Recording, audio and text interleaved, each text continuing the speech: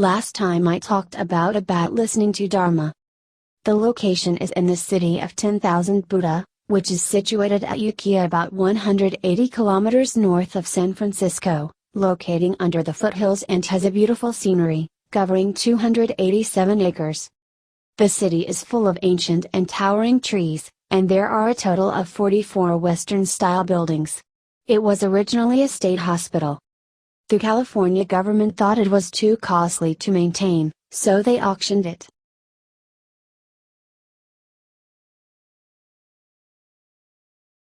And it was purchased by the Chinese and American Buddhist Association, namely, the elder Xuan Hua, his disciples, and other Buddhists, as a base of Buddhism.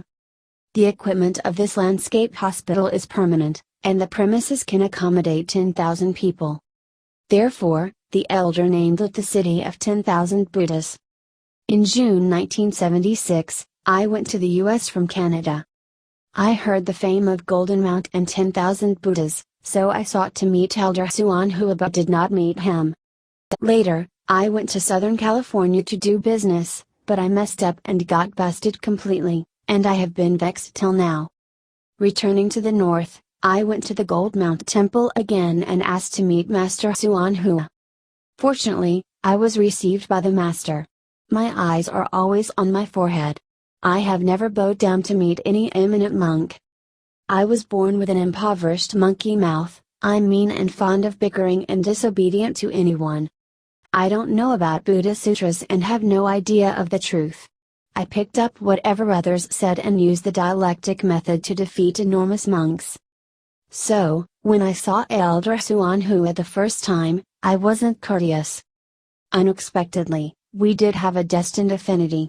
After 5 hours talking with the elder, I was subdued to his speech and became obedient and couldn't help but to bow down and regard him as teacher.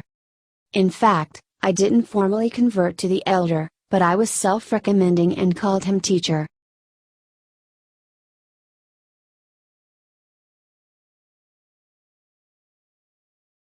The elder was not mad at all and quite indulged me to be rude.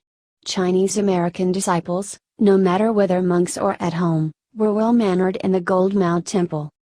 Meeting the elder, they all knelt and bowed 3 times, but for me, I just say hello. Since then, I often followed the elder beside, and he was muddled by me.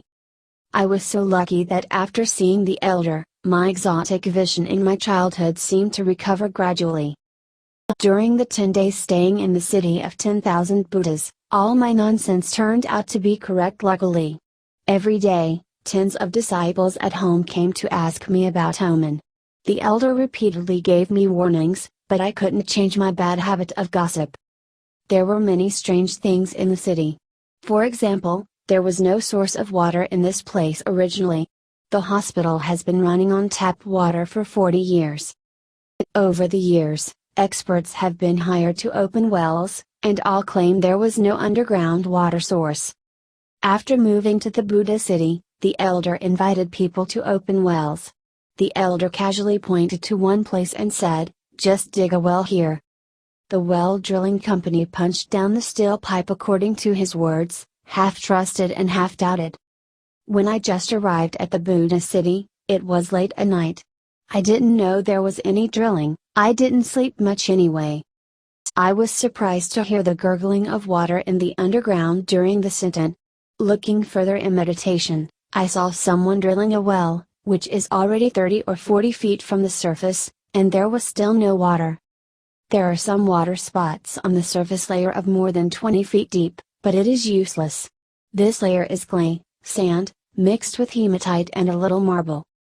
Going down further, beneath 200 feet, there began to be sandy soil. Down more, then there is water flow.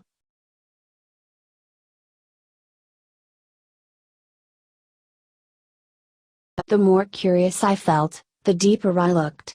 I saw that about 240 feet down, it was a large pool and too deep to see the bottom, meandering like a river, leading directly to the back mountain, and connected to a lake at the top of the mountain.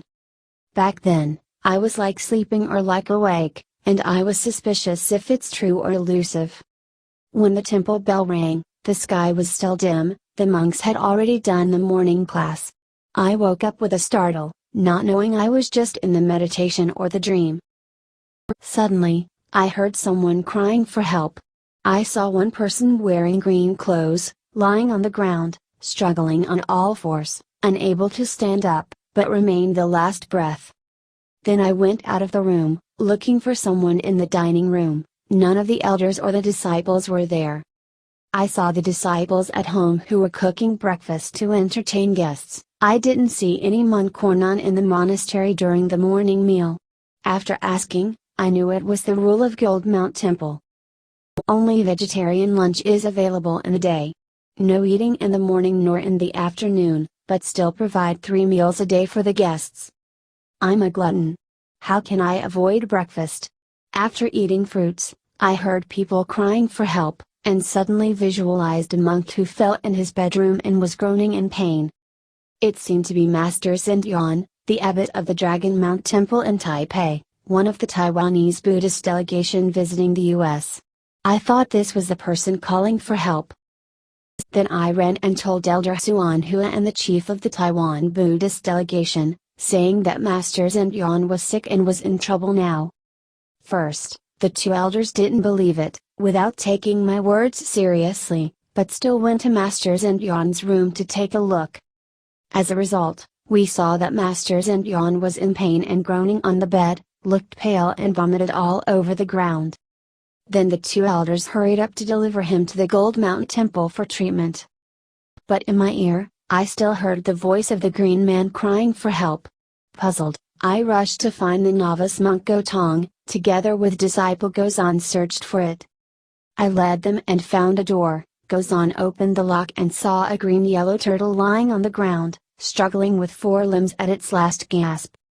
A group of turtles, bought in a restaurant in Chinatown by the disciples, would be released in a river somewhere the next day. I had no idea about it beforehand. The 2 monks saved it and put it back in the pool. The American Master Hangwan heard the rumors and came to visit me. I asked him if they were digging a well and described the detailed shape. He was astonished, especially drove a car and guided me to see the location where the elder instructed to dig wells. Then I talked with the technician drilling the machine. He expressed that there was only a little muddy water 20 feet beneath the ground, and there was no water underneath. He intended to give up. I was impatient and told him what I saw in the meditation, and I hoped he would not give up halfway. The technician argued with me for a long time, saying that they had never explored the source of water in this place for decades. Where was the current? Many geologists had argued that there was absolutely no underground water here thus and so.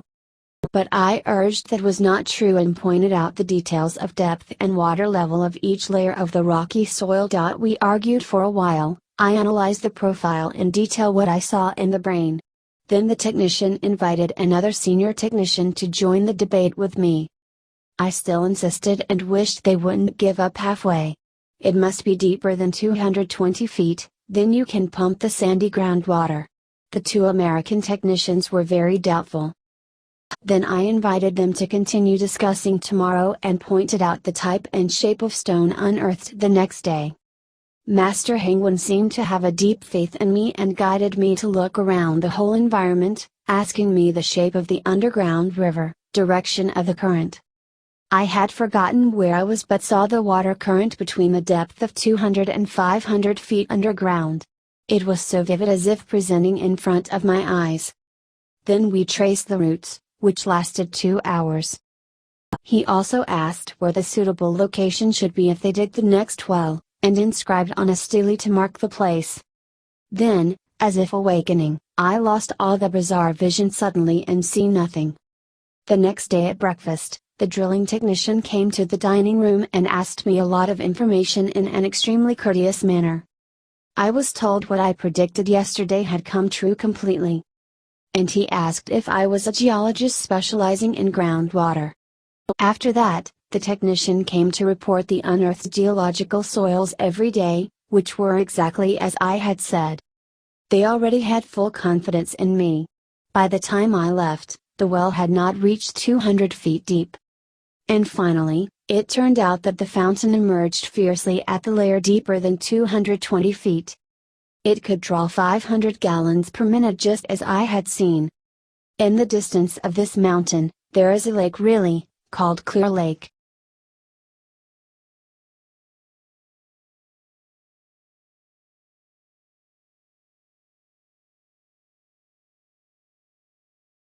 When I walked out of the city of 10,000 Buddhas, I lost my exotic vision and was just like ordinary people. Not to mention 300 feet underground, I can't see even 1 inch beneath the earth. How can you explain this weird phenomenon? I don't understand after pondering even 1,000 times. Everyone in the Buddha city and the Gold Mount Temple knew such odd things and asked me how to practice, but I have no solution either. The technician of the well drilling company asked my address and said that if he had difficulty going elsewhere, he would come to me for advice. How horrible is that? How could he know that I am not a geologist? How could he know that I was stupid like a pig as soon as I left the Buddha city? The elder didn't like me to talk too much and advised me not to gossip. But thinking about these things, I would say it's driven by the Buddha power rather than say I'm competent. Could it be possible that the Buddha is manifesting Dharma through a rotten material like me? How could I fear the suspicion and ridicule of the secular people, and not broadcast to the world?